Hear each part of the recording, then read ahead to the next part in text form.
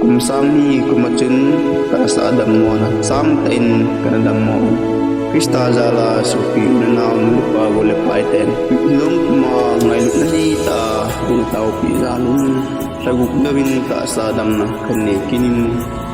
ichla hi pa ta le thnu ta anaksim hin dam na kini ya chla hi anaksim hin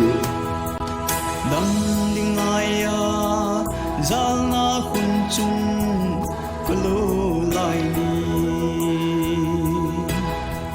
sopi ule nau nu le pagol le paiten ngai lun zala kei dinga ina tau nau asan zi in pakai kawa choi Hallelujah, Hallelujah, kawa choi ye pakai lo tim te lo tim nahi ye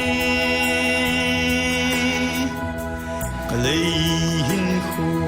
le ka tun sot hin na dam nei pi si in ki pa e pakai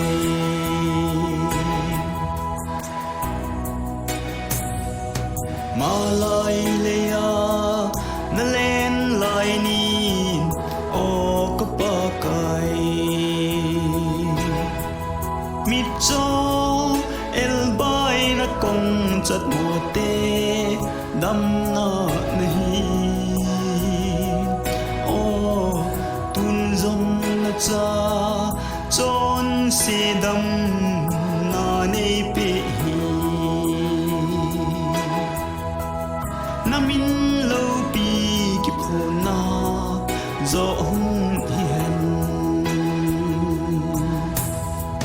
hallelujah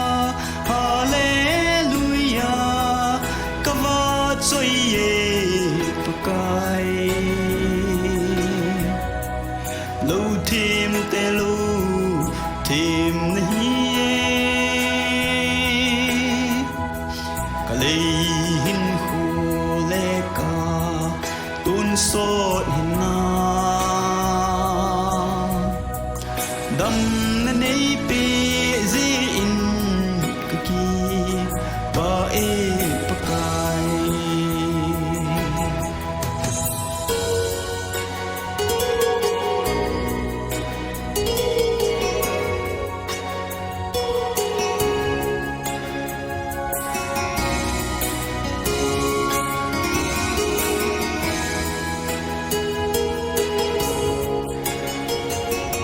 Krista mina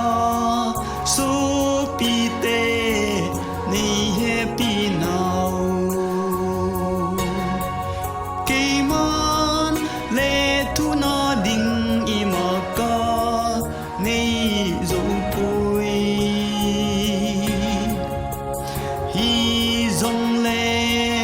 pa kai jin na chung va chăm kim chu na pi tao hen hallelujah hallelujah kawa choi ye pakai lo tim te lo tim nahi ye